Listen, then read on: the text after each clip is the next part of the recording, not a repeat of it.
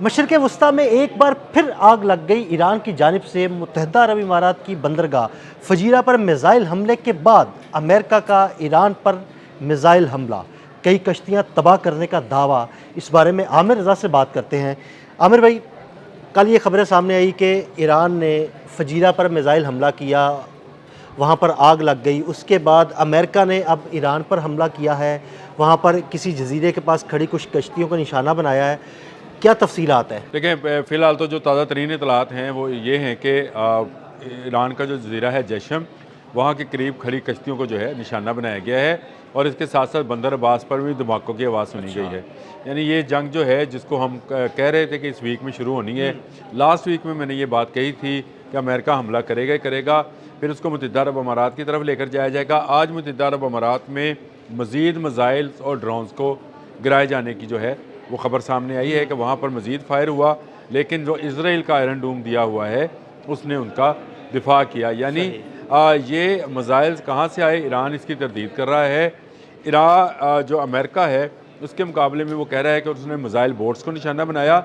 Iran की तरफ से ये बात सामने आ गई कि ये मिज़ाइल बोट्स नहीं थी, ये आम मुसाफिर कश्तियाँ थीं जिनको निशाना बनाया गया है। नुकसानात का अंदाज़ा किया जा रहा है और उसके बाद कालिबॉफ का ये बयान आया है कि अमेरिका को पलटकर ऐसा जवाब देंगे जिसका वो तसव्वुर भी नहीं कर रहा है, और जो गुजरेगा आपने हमद से उसको नुकसान अपना खुद देखना है। यानी आमिर भाई, ये सीज़ फायर ख़त्म हो गया है? मेरा ख्याल है सीज़ फायर ख़त्म हो गया। देखें, जब ये कल जो प्रोजेक्ट फ्रीडम का ऐलान किया था, उस पर आज जो है अब्बास अरागची ने ट्वीट किया है जिसमें उन्होंने कहा है कि ये प्रोजेक्ट डेड लॉक है। यानी उन्होंने कहा कि वो जो मुज़ाकरात वाला मामला चल रहा था उसमें डेड लॉक आ गया है, इसकी बाकायदा ये तस्दीक है अब्बास अरागची की तरफ से। प्रोजेक्ट फ्रीडम को प्रोजेक्ट डेड लॉक कहना इस बात की तस्दीक है कि मुज़ाकरात की टेबल पर अब नहीं बैठेंगे, जंग होगी। अब उसके बाद जो कुछ फैसला होगा वो मैदान जंग में होगा। ठीक है, मैदान जंग में होना है, लेकिन इसको मुत्तहदा अरब अमारात की तरफ जो है पलटाया जा रहा है।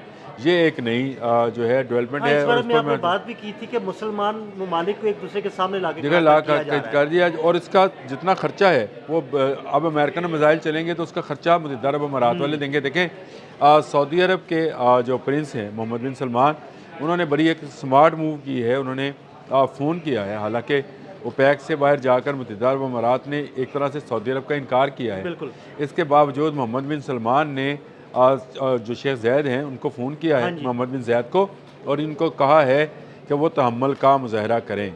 ये वही तहम्मुल है, आपको याद होगा जब रामको पर हमला हुआ था तो पाकिस्तान ने यह बयान दिया था कि सऊदी अरब से कहा था कि आप तहम्मुल का मुज़ाहरा करें, इसके आपको बाद में पता चलेगा। ये देखें, अब जो ईरान पर या फजीरा पर जो हमले हुए हैं उनमें ईरान कह रहा है कि हमने अमेरिकन बोट्स को निशाना बनाया था, हमने फजीरा पर हमला नहीं किया। तो फजीरा पर हमला किसने किया?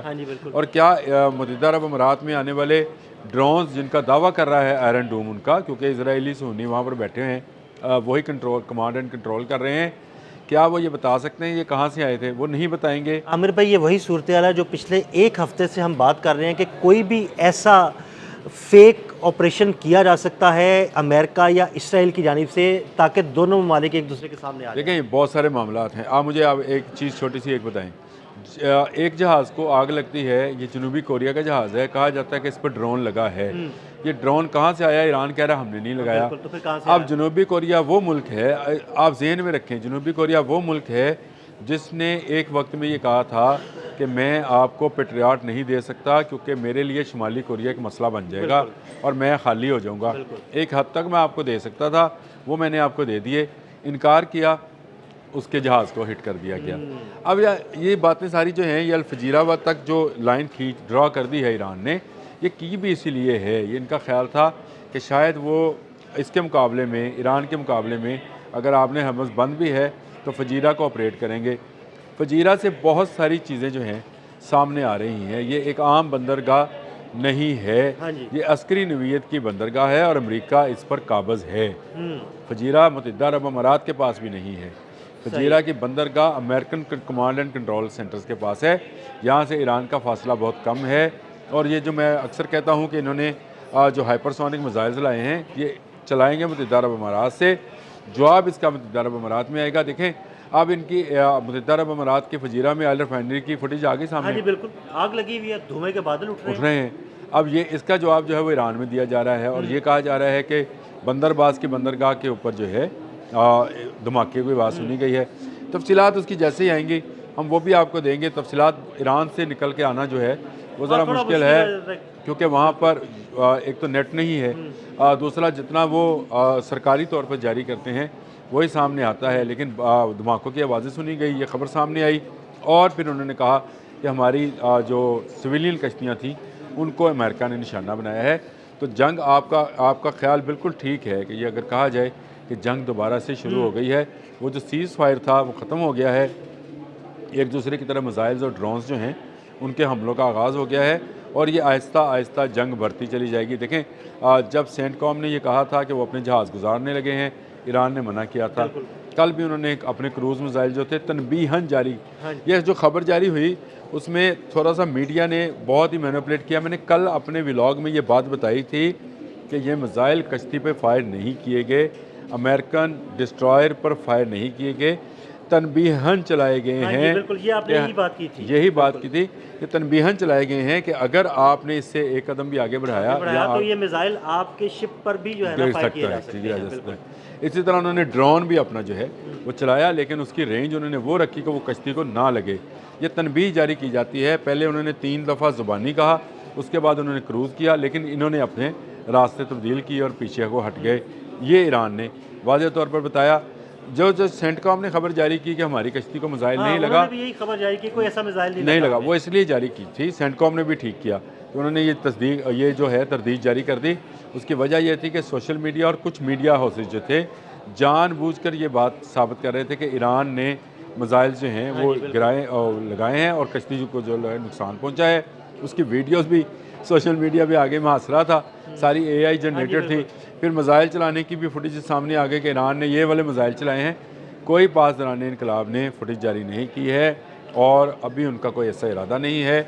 लेकिन अब ये जो हमला हुआ है कश्तियों के ऊपर, जजीरे के ऊपर, जैशम जजीरे के ऊपर, और ये जो बंदर अब्बास के ऊपर धमाके सुने गए हैं, ये जंग बढ़ाने की तरफ एक कदम है। मुत्तहिदा अरब अमारात में जो है रेड अलर्ट जारी कर दिया गया है। लोगों से कहा गया है वो घरों में रहें। हमला किया जा रहा है, ड्रोन्स गिराने और मिसाइल्स गिराने की बात की जा रही है।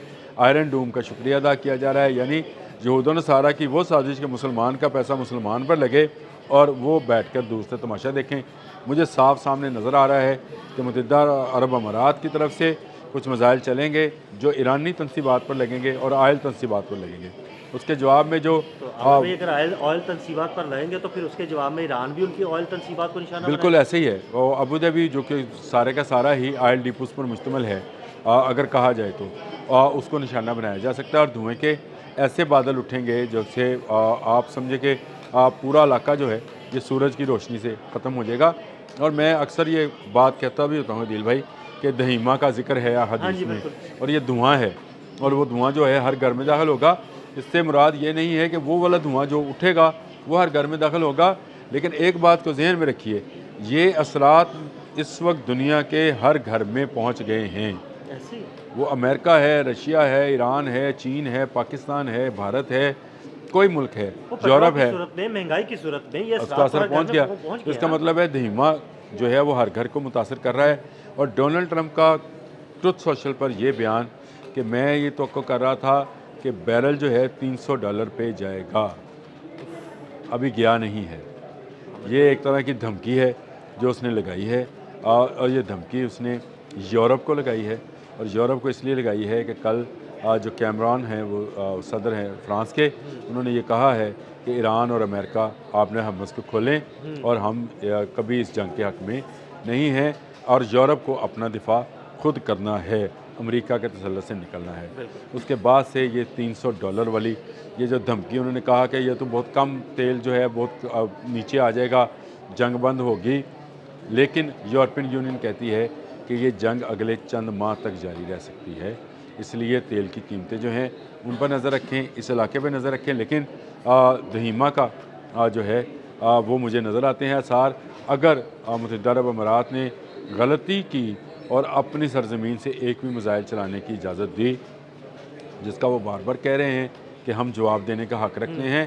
देखें उनकी ईरान के साथ कोई जंग नहीं है, हाँ जी, जंग है अमेरिका इसराइल की ईरान के साथ। मुत्तहिदा अरब अमारात को इनको थैंक यू वेरी मच कहना चाहिए था। अगर वो आयरन डूम ना लेते और उसके बजाय ये कहते कि हमें ईरान के साथ कोई जंग नहीं करनी है, हमारे हाथ खड़े हैं, हाँ, तो और वो हम अमेरिका से बिल्कुल कहते महफूज हैं कि हमारी एयर स्पेस इस्तेमाल ना करो, आपको जहाँ से हमला करना है आप कर लें, हमारी एयर स्पेस इस्तेमाल करो, तो ईरान इन पर कभी हमलावर नहीं होगा। लेकिन अब जंग को बढ़ाया जा रहा है। आपने बिल्कुल ठीक कहा कि सीज़ फायर जो है ये ख़त्म होगा। बहुत शुक्रिया आमिर भाई। आमिर भाई ने बड़ी तफसील के साथ इस सारे मामले पर रोशनी डाली। मज़ीद अपडेट्स के लिए हमें फॉलो करते रहें और कमेंट सेक्शन में अपनी राय से ज़रूर आगाह करें। अदील अहमद और आमिर रज़ा को इजाज़त दीजिएगा। अल्लाह हाफ़िज़।